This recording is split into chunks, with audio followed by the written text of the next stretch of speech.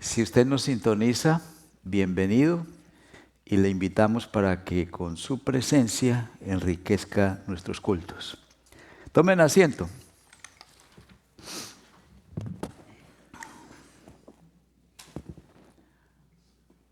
Tal vez usted ha oído que el cristianismo ha tenido muchas influencias. Donde quiera que llegue, hay una cultura, hay una manera de pensar, y entonces los que se entregan a Cristo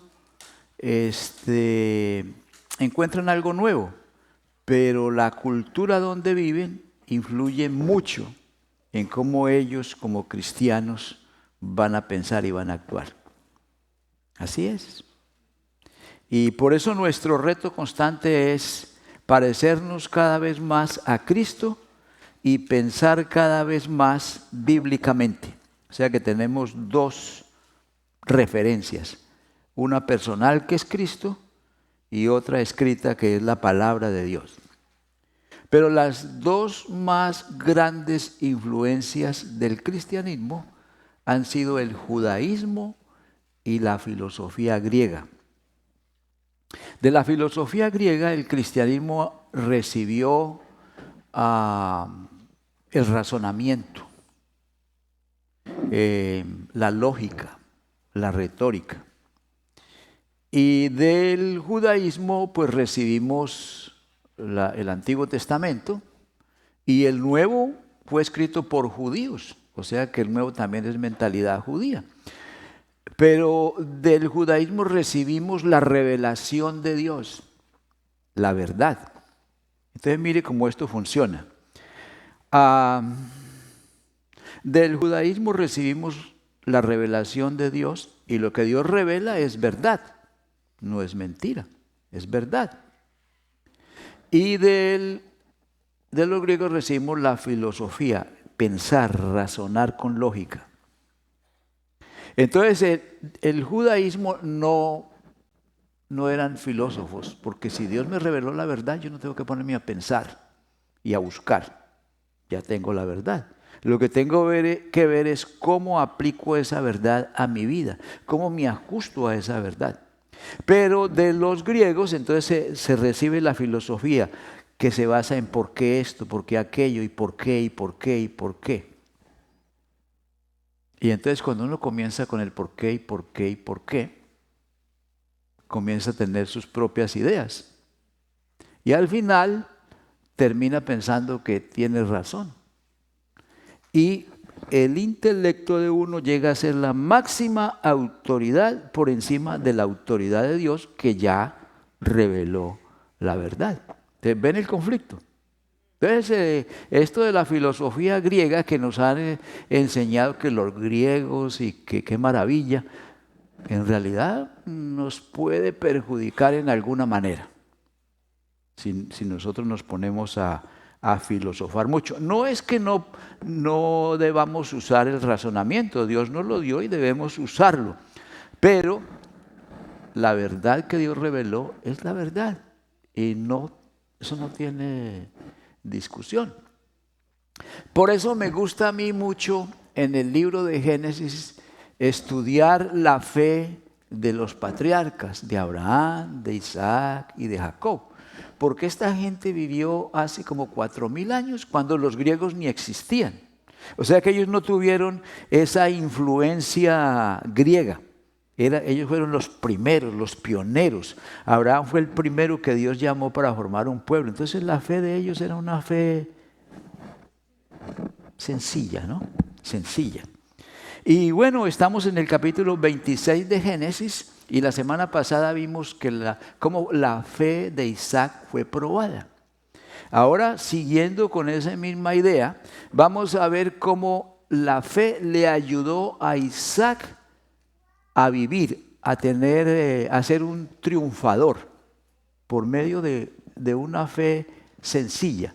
No por medio de qué tan inteligente y qué tan bien razonaba y filosofaba, sino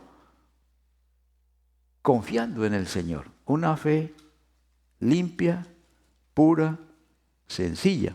No os digo que perfecta, pero simple. Tal vez más simple que la de nosotros, Porque con tantas influencias que oímos, ¿no? Que la New Age, que la ideología de género, que el posmodernismo, que los comunistas, bueno, tantos movimientos, y oímos y se nos pega, ¿no? Y cuando vamos a la escuela comenzamos a oír esas cosas y al final muchos terminan con una revoltura, la tremenda. Entonces, la fe en Dios nos capacita para perseverar en la adversidad. Capítulo 26 de Génesis, versículo 1. Ahí vemos que la fe en Dios me capacita para perseverar en la adversidad. Comienzo leyendo. Mire cómo comienza este verso. Comienza con hambre. Eso es adversidad. Cuando no hay comida, es adverso, ¿no? Después hubo hambre en la tierra, además de la primera hambre que hubo en los tiempos de Abraham. Y se fue Isaac a Abimelech, rey de los filisteos en Gerar, y se le apareció Jehová y le dijo: no desciendas a Egipto, habita en la tierra que yo te diré. Mire la situación que tiene Isaac. Hambre en la tierra. Si se pone a filosofar, dice: ¿por qué hay hambre aquí? Bueno, porque esta es una tierra donde no hay mucha agua. Tenemos que cavar pozos para sacar el agua. ¿Y por qué hay comida en Egipto? Está filosofando, ¿no? Porque en Egipto hay un gran río, el río Nilo, y sobra el agua. Y cuando ese río inunda las riberas y luego vuelve a su lecho, quedan unos pantanos y ahí se siembra y hay suficiente. Conclusión: si aquí hay hambre y no hay agua, la lógica, el razonamiento me dice: muévete donde hay agua y donde hay comida. Pero Dios se le aparece y le dice que no te vayas para allá, quédate en la tierra que yo te diré. No desciendas a Egipto, habita en la tierra que yo te diré. Contradictorio.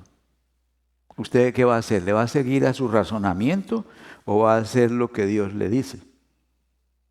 Pues la fe de Isaac, muy sencilla, se quedó. Claro, se movió de donde estaba, un poquito más arriba, y se le acercó a Abimelech, que era filisteo, pero está en la tierra de Canaán. Entonces, ¿están ustedes entendiendo que lo que Dios le está diciendo es a Isaac? Enfrenta la adversidad.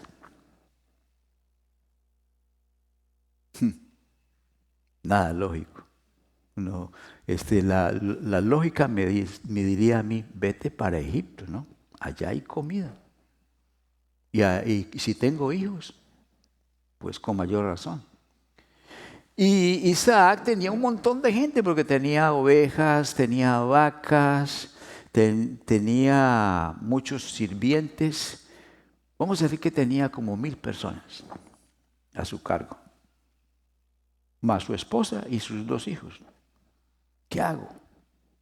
Pero Dios le dice que se quede. En el verso 3 sigue la adversidad. El verso 3 le dice: habita como forastero en esta tierra. Vivir como forastero en una tierra es adverso. Porque forastero quiere decir que no pertenece ni a la gente de allí, ni a ese lugar.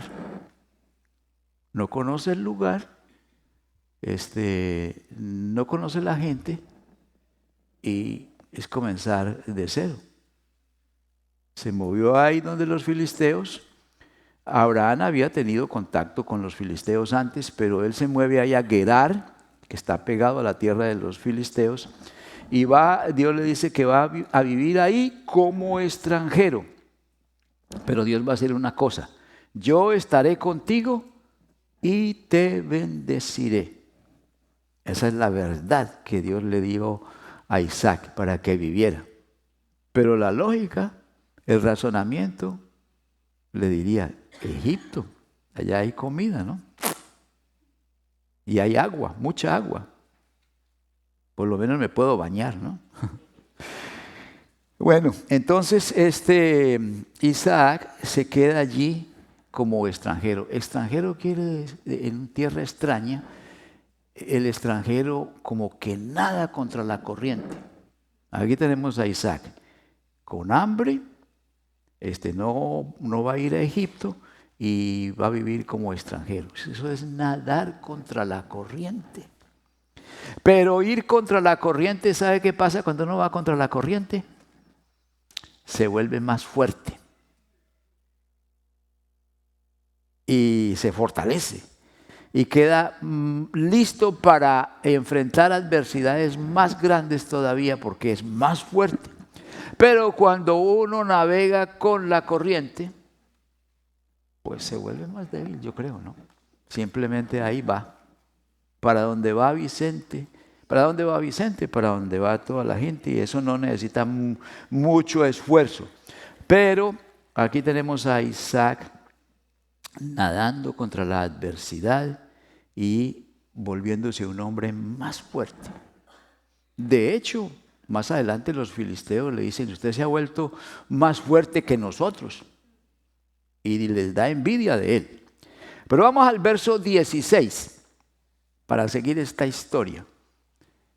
Vamos, aquí comenzamos con el 15, dice: y todos los pozos que habían abierto los criados de Abraham, su padre, en sus días, eso hace 75 años atrás, los filisteos los habían cegado y llenado de tierra. Entonces, aquí tenemos a Isaac con lo que ya les dije, y los pozos cerrados. Entonces, adversidad, reabrir esos pozos, un trabajo tremendo. Los pozos los habían cegado los filisteos y llenado de tierra. Y eso en 1 año, 10 años. Eso fue después de que Abraham murió, 75 años atrás. Esa tierra, eso está ahí bien apretado, ¿no? Va a ser muy difícil abrir esos pozos. Entonces dijo Abimelech a Isaac, ¿qué le dijo? Apártate de nosotros, porque mucho más poderoso que nosotros te has hecho. En el verso 14 dice que los filisteos tenían envidia de él. Y aquí, Abimelech, el rey de los filisteos, le está dando carta de deportación. Vete, usted es más fuerte que nosotros. Pero en realidad el asunto era por envidia. El asunto es hermanos. Ya Isaac se había acomodado ahí con los filisteos. Incluso había sembrado y cosechado. Y sus ganados se habían multiplicado. Y estaban bien. Y ahora le están diciendo que se vaya. Eso quiere decir desacomodarse. Tremendo. Entonces esto nos lleva al segundo punto. Y es que la fe en Dios nos capacita para tener autocontrol. Fíjese bien, la fe en Dios me capacita para tener autocontrol. Entonces, tenemos aquí que lo han echado. Ok, esta es la tierra de ellos, yo soy extraño aquí en esta tierra, me voy. Pero eso de moverse es problemático. ¿Ustedes se han cambiado de apartamento o de casa? Qué fastidio, ¿no? Pero vamos a analizar cuando uno se cambia de casa y de apartamento. Eso es una cosa que todos la sabemos, pero vamos a analizarla. Lo primero que uno hace es ir a buscar a dónde se va a ir. A mirar que si queda cerca de la escuela, que si es un lugar seguro, que cuánto vale, si lo puedo pagar, y qué tan grande es el apartamento o la casa. Al final uno se queda con lo que puede pagar, ¿no? Pero ahí ya se acomoda más o menos. Después tiene que venir y a reempacar todo, ¿ya? Y planear la movida. ¿Y cómo? Y mueve todo eso y llega allí con todo en cajas y en maletas y lo que sea. ¿Y qué tiene que hacer? Desempacar y reacomodar. Eso causa estrés. Ahora piensa en Isaac. No tenía cajas de cartón ni nada de esas cosas, porque no existía el cartón. Pero tenía muchas vacas, muchas ovejas. Algunas vacas estaban por parir y muchas ovejas también. Y tenía mucha gente. Y tenía sus cositas. Y tenía que levantar su carpa, su tienda. Y entonces tenía que ir y instalarse.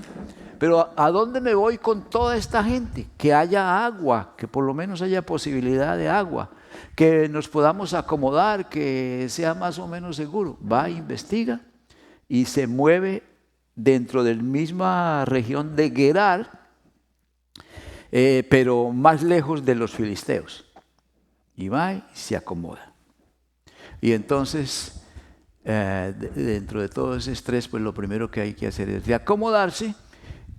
Y el agua es muy importante. Entonces hay que reabrir los pozos que su papá había abierto antes. Y comienza a reabrir los pozos. Sus siervos comienzan a trabajar. Y ese es duro, trabajo duro. Con la tierra, mover la tierra. Versículo 19. Vamos a ver qué dice el 19. Pero cuando los siervos de Isaac cavaron en el valle y hallaron allí un pozo de aguas vivas, ¿qué pasó? Los pastores de Gerar riñeron con los pastores de Isaac diciendo: el agua es nuestra. Más adversidad. Entonces los pastores de Isaac, me imagino que dijeron: un momento, pero nosotros cavamos el pozo. Y ellos van a decir: sí, pero nosotros llegamos aquí primero que ustedes. Así que nosotros somos los dueños aquí. Y entonces los pastores de Isaac dicen: pero ¿por qué no nos dijeron cuando comenzamos a cavar? No dijeron nada, pero cuando encontramos agua, ahí sí dicen que el agua es de ustedes. Y riñeron. ¿Y qué es reñir? Reñir es un altercado verbal. Comienzan a decirse cosas y a reclamarse y se insultan. Y hay empujones y de pronto hay trompadas y patadas y... No es una batalla, pero una riña, ¿no? Eso es adversidad. Y luego llegan los pastores y le cuentan a Isaac todo lo que está pasando. El agua es nuestra, por eso llamó el nombre del pozo Esek, porque la idea es de riña, ¿no? Porque habían altercado con él. Versículo 21. Y abrieron otro pozo. ¿Y qué pasó? Y también riñeron sobre él. Y llamó su nombre Sidna. Otra riña. El 22. Y se apartó de allí y abrió otro pozo. Y no riñeron sobre él y llamó su nombre Rehobot y dijo: porque ahora Jehová nos ha prosperado y fructificaremos en la tierra. 3 pozos. Es bastante. Ahora, póngase a pensar. Usted se mueve, eso le causa estrés, y abren el primer pozo y una riña, no se quedan con ese pozo, le ceden el pozo, abren otro, riña, le ceden el pozo. ¿Usted qué hubiera hecho?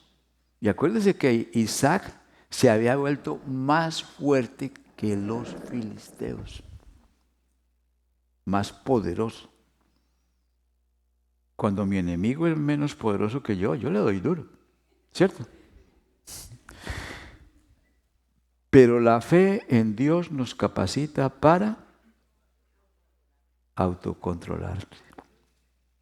Algunos que hablan sobre Isaac, algunos comentaristas bíblicos lo describen como una persona como débil, ¿no? En comparación con Abraham y con Jacob. Pero miren, hermanos, ¿qué es más fácil, reaccionar y pelear o controlarse?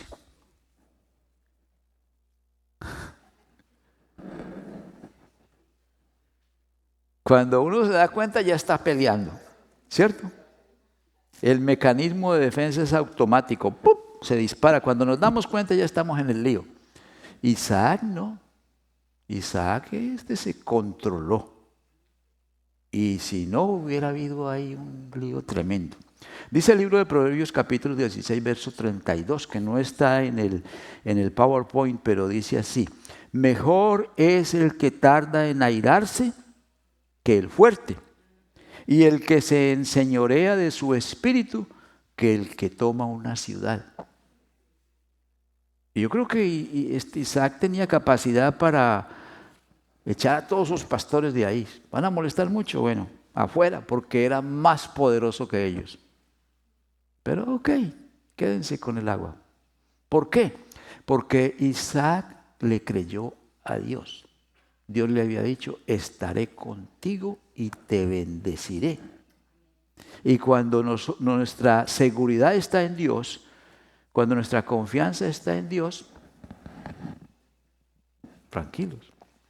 Pero cuando mi seguridad está en mi fortaleza, en mis recursos, en mis capacidades, pues yo me impongo.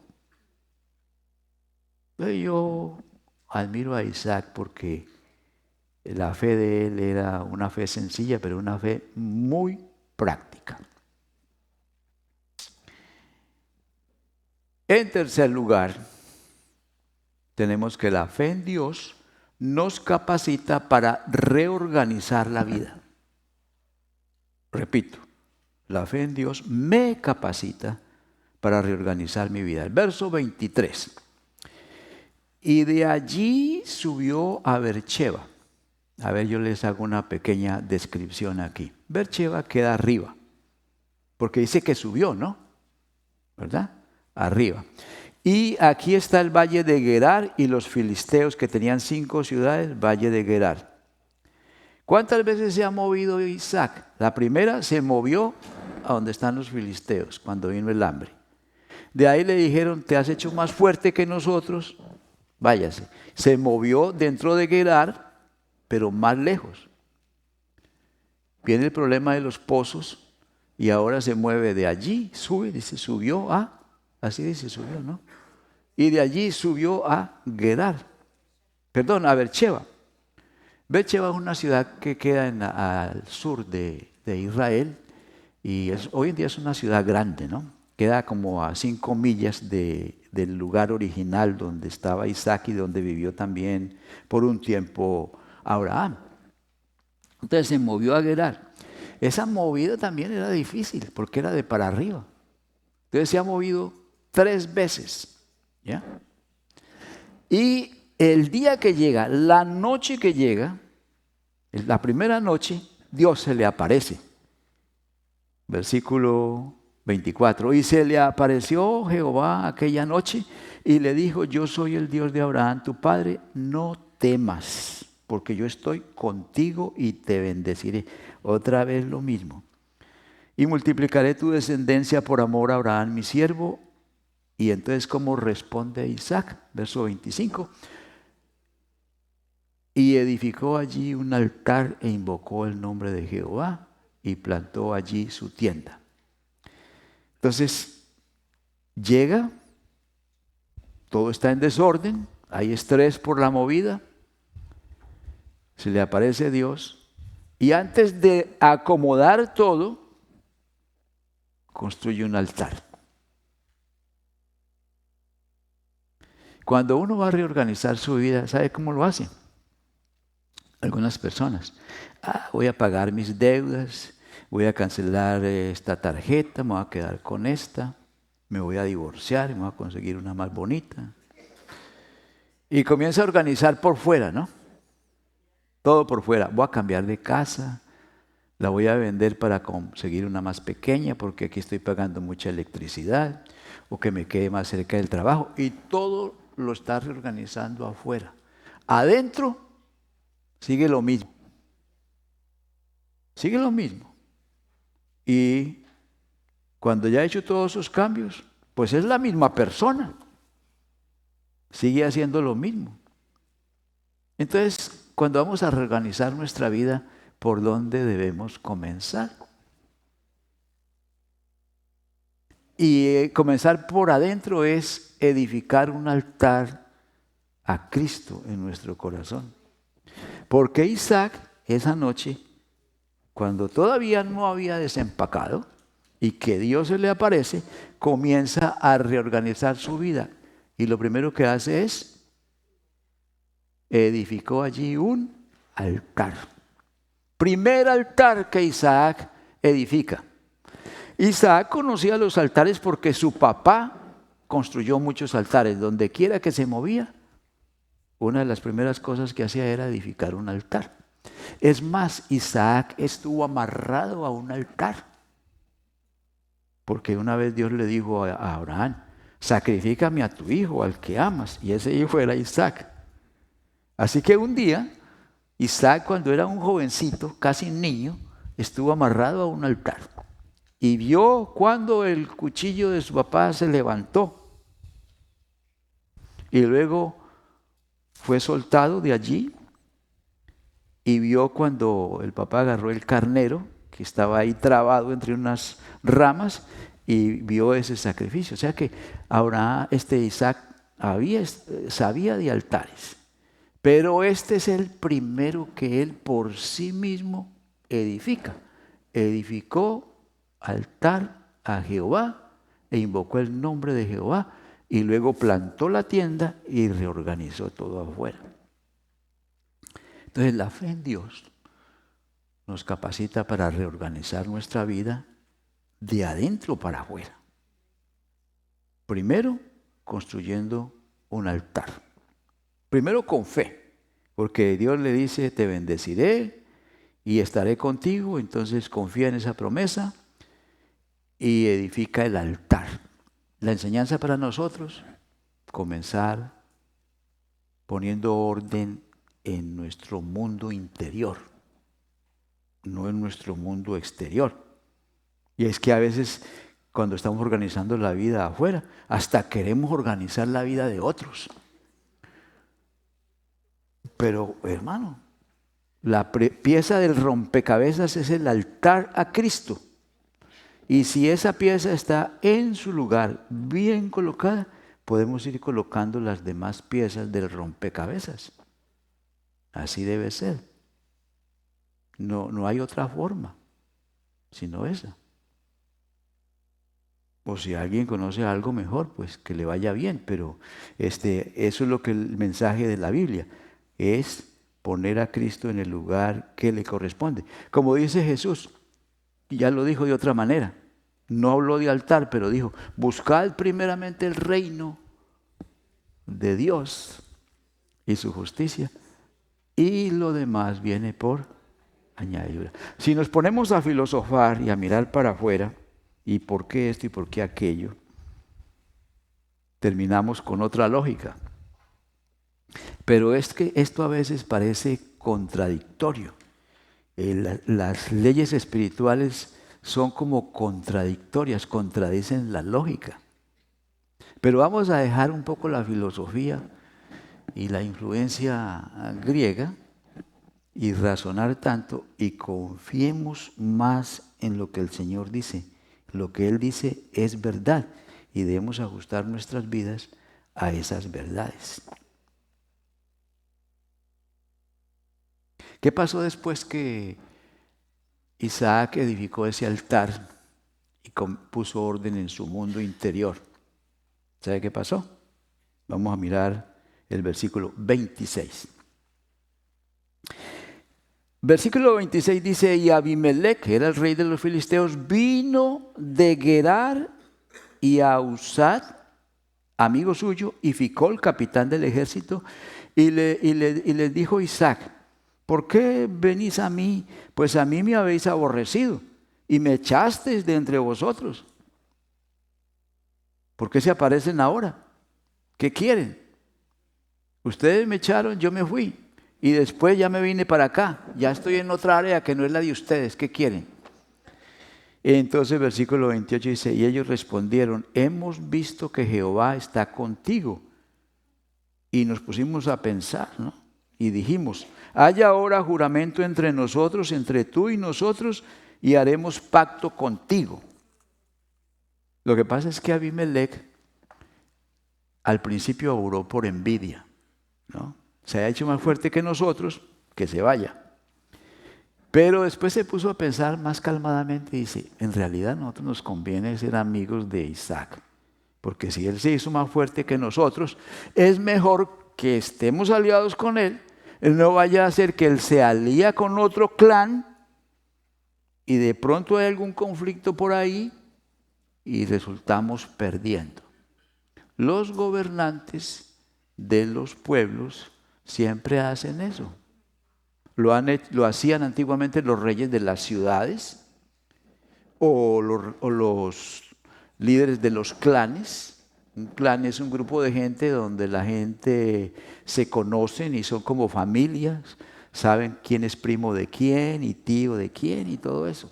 Y luego viene la tribu, que ya uno no reconoce los primos ni nada de eso, pero son del mismo origen. Entonces esas tribus también hacen alianzas con otras tribus, o hacían. Hoy en día una nación hace pacto con otra. Y cuando comienzan a hacer pactos, a eso lo llaman el nuevo orden.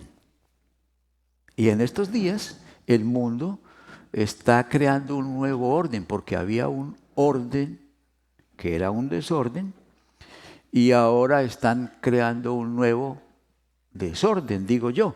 Pero ustedes oyen hablar en la televisión y por los medios que es el nuevo orden mundial. ¿Han oído hablar del famoso BRICS?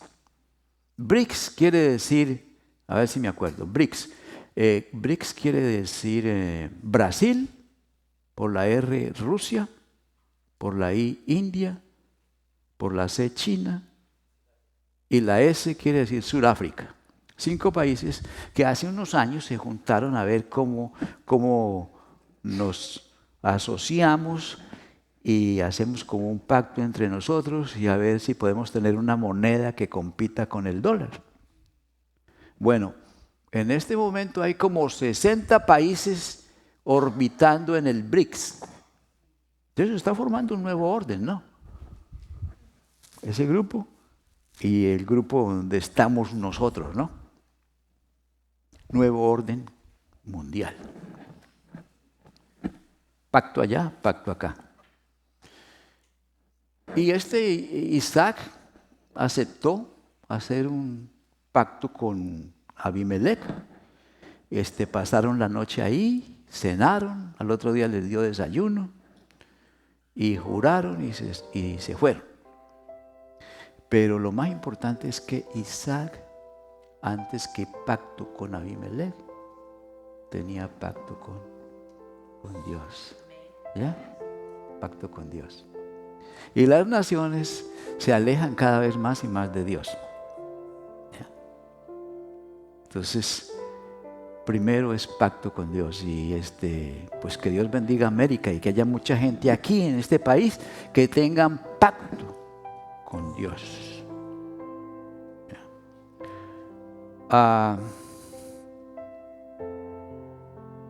Entonces, ¿qué hacemos con esto? Aquí tenemos 2 situaciones, volviendo a lo del altar. Hay gente que ya tiene un altar en su corazón y un pacto con Dios, pero los altares se descuidan y se deterioran y hay que limpiarlos y reorganizarlos. Si ya tienes tu altar, debes cuidarlo, debes renovarlo. Pero también hay gente que no tiene un altar en su corazón. Saben de Cristo, conocen mucho, hasta puede tener Biblia, pero la pregunta es, ¿ya construiste un altar en tu corazón donde Cristo es la principal persona, el centro de tu vida? Y si no lo has hecho, entonces es hora de que lo haga. Entonces vamos a orar y vamos a tener primero una breve oración con los que quieren renovar sus votos con el Señor y reconstruir su altar en su corazón.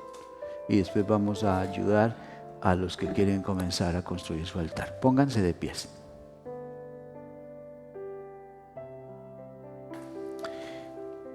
Si usted ya ha construido su altar para el Señor, entonces ore conmigo. Y eso no quiere decir que usted no va a decir sus propias cosas al Señor, porque yo voy a orar despacio, usted va a repetir mentalmente, pero vaya haciendo su propia oración. Dígale: Señor, veo que lo mismo que le prometiste a Abraham, a Isaac y a tus discípulos, es lo mismo que me prometes a mí. Me prometes que vas a estar conmigo y que me vas a bendecir. Por eso, Señor, te pido que me ayudes y me enseñes a practicar tu presencia, que siempre esté consciente que en todo momento y en todo lugar de mi vida, tú estás presente. Siga orando y hablo con los que aún no han construido su altar. Le voy a pedir que mire a la pantalla. Y aquí tenemos un texto que dice: he aquí, dice Jesús, yo estoy a la puerta y llamo. Si alguno oye mi voz y abre la puerta, entraré a él y cenaré con él y él conmigo. Esas son palabras de Jesús a una iglesia que se había olvidado y ya las cosas eran por tradición, tal vez era segunda generación, cosas así. Y Cristo estaba afuera. Cristo estaba afuera. Por eso le dice: yo estoy a la puerta y llamo. Si alguno oye mi voz y abre la puerta, entraré a él. Cenaré con él y él conmigo. Entonces, ¿qué es construir un altar? Primero es abrirle la puerta a Cristo. Segundo, dejarle entrar porque Él quiere entrar en su vida. Y luego permitirle que Él comience un proceso de transformación, que Él comience a ordenar su vida de adentro para afuera, poco a poco. Y a veces esa reorganización de nuestra vida es dolorosa, pero vale la pena. Entonces, órele al Señor así: Señor Jesucristo, he escuchado por un tiempo tu llamado, pero en este momento te abro la puerta de mi corazón. Te pido que vengas a morar en mí, en mi vida, en mi corazón, y que comiences a cambiarme, que me hagas una nueva persona. Nuevo esposo, nueva madre, nuevo hijo, nueva persona. Gracias porque según tu promesa, tú estarás conmigo y me bendecirás. Amén.